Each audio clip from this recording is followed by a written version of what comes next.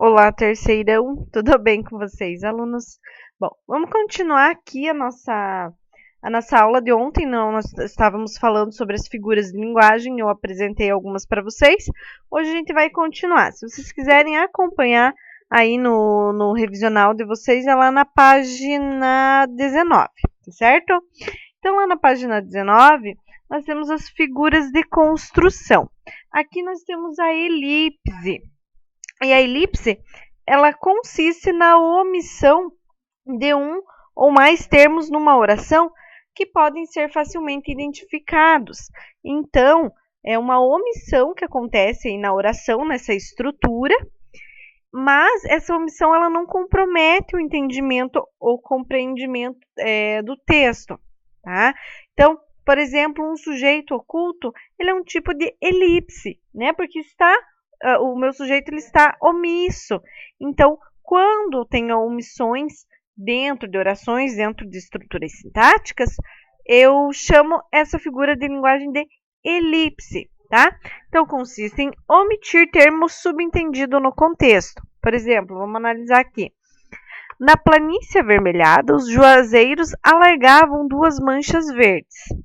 Os infelizes tinham caminhado o dia inteiro. Estavam cansados e famintos. Vejam que aqui os infelizes, né, que ele está até grifado, porque ele fala sobre as pessoas que vão ser apresentadas depois, né? Ainda não foram apresentadas, mas a gente já imagina, certo? Aqui que está grifado em vermelhinho, ó, estavam cansados e famintos. Quem que estavam cansados e famintos? Os infelizes, certo? Ainda nós não sabemos quem são, mas existe a omissão aqui, né? A gente não sabe. Então, vamos fazer a leitura aqui. Ó. Nesses parágrafos iniciais do romance Vidas Secas, o leitor tem contato com personagens que caminham em condições precárias em razão da seca. No primeiro parágrafo, são identificados como os infelizes. Né? Ocorre a elipse desse termo nos demais períodos desse parágrafo. Observe o sujeito desinencial nos verbos em negrito. Então, aqui, né, para não haver a repetição, né, os infelizes tinham caminhado o dia inteiro. Os infelizes estavam cansados e famintos. Então, para não ter essa repetição, houve a elipse, houve a omissão desse termo, os infelizes. E como que a gente sabe? Por causa do verbo, ó, estavam, né? Eles, os infelizes, estavam.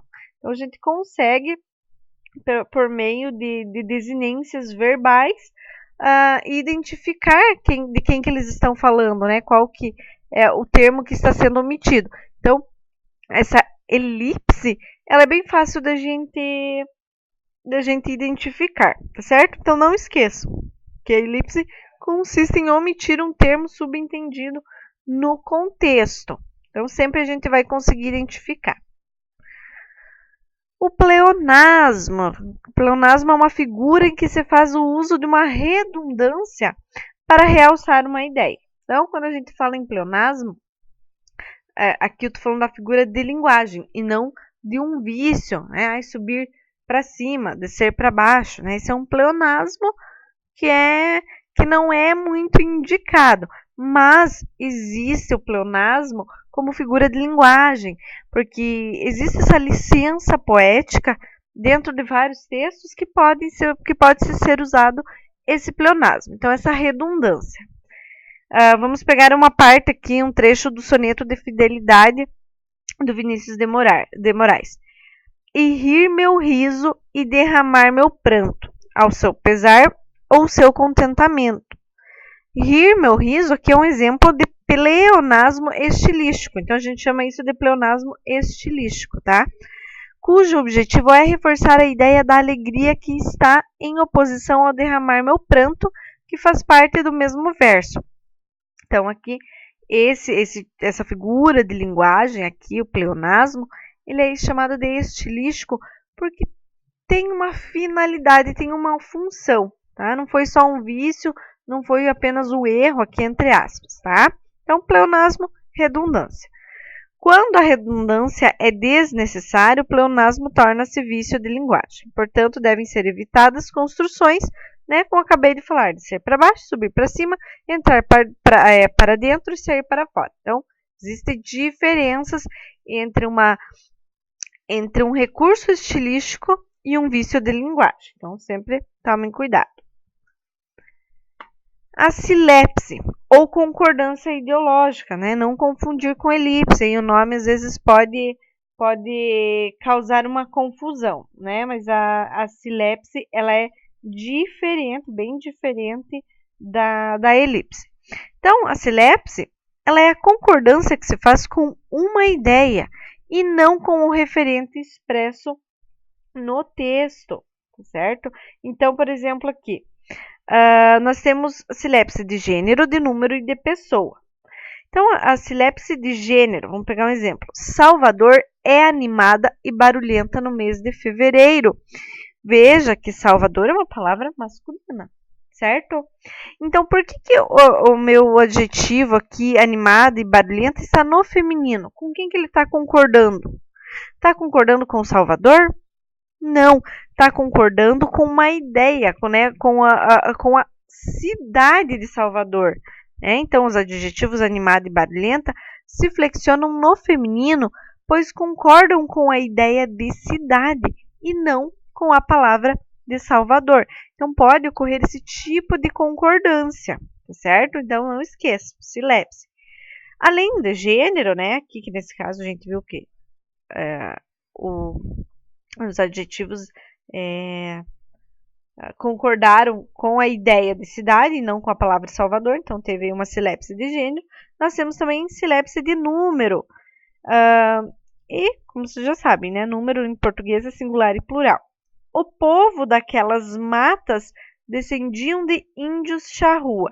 Então, vejam que aqui a forma verbal descendiam e o substantivo índios, ambos flexionados, concordam não com a palavra povo, mas com a ideia de plural implícita nesse coletivo. Porque quando a gente pensa em povo, a gente pensa em muitas pessoas.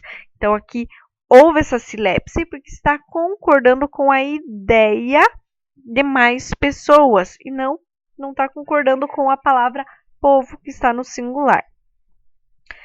Temos também a silepse de pessoa. Né? A gente já viu gênero masculino e feminino, número singular e plural e pessoa, a primeira, segunda e terceira pessoa.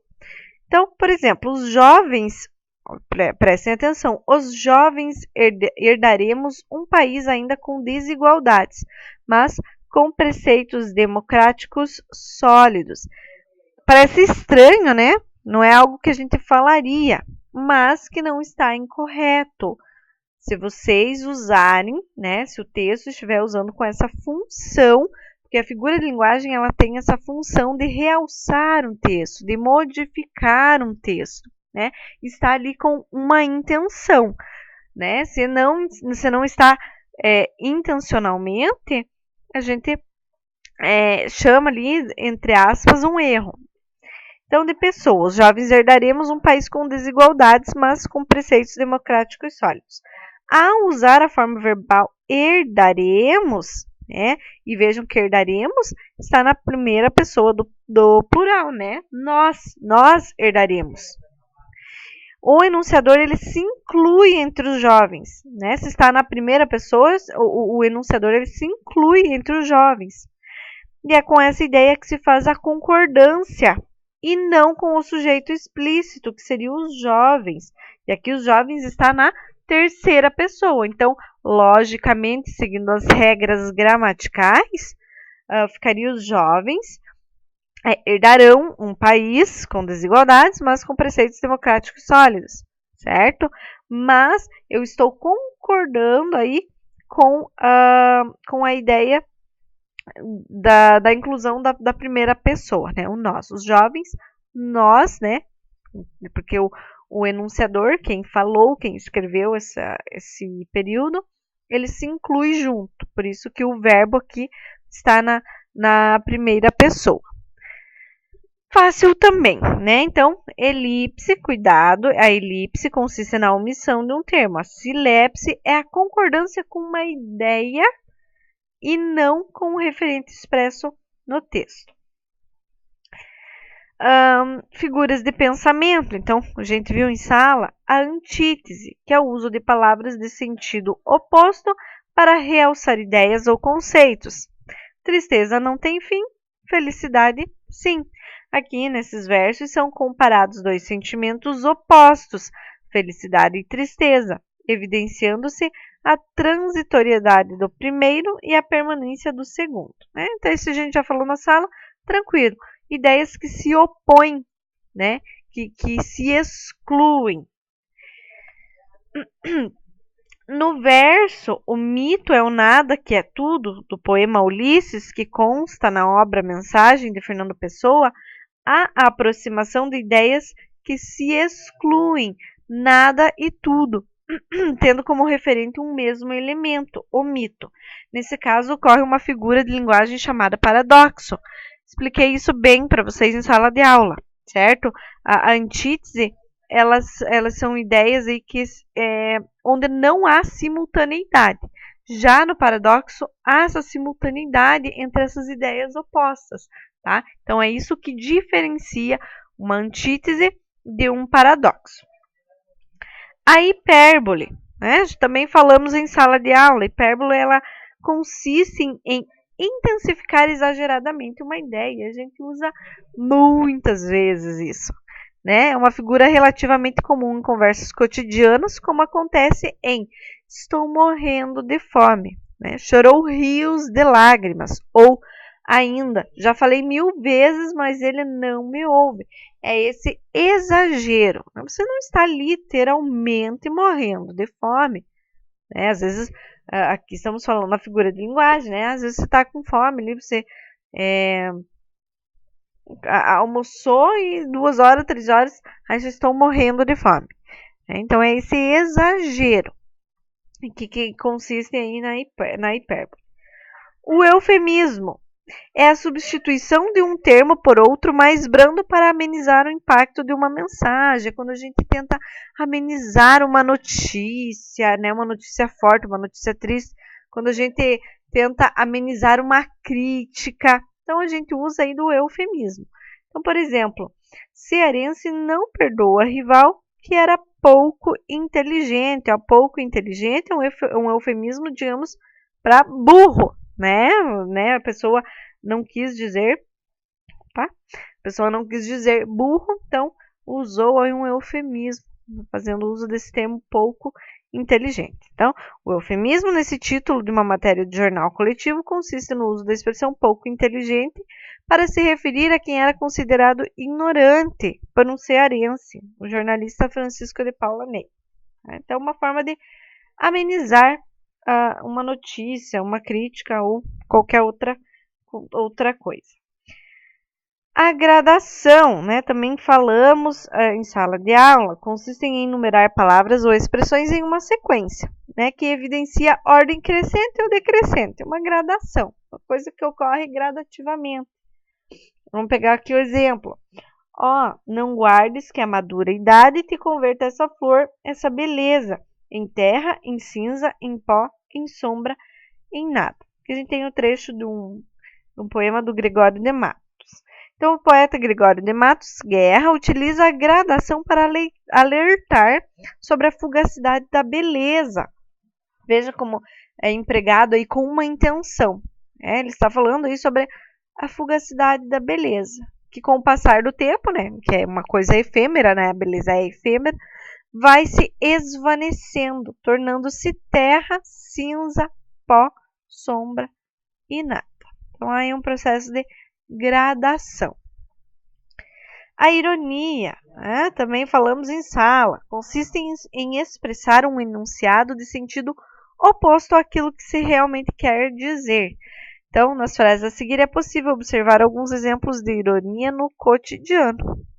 Belos modos, hein? Você sabe que não deve jogar papéis no chão. Belos modos, né? Então, veja como que a gente usa ironicamente, porque não foi um belo modo. né? A gente está empregando o sentido contrário, né? Você é bem esperta. Acertou só uma das 10 questões. Também uma forma de ironia. A prosopopeia ou personificação. Então, dentro principalmente de poesias, de fábulas, da literatura, enfim, nós temos a prosopopeia ou a personificação. É a atribuição de características e ações humanas a seres inanimados ou irracionais. Se a gente der uma característica humana para um ser que é inanimado, a gente está personificando, certo?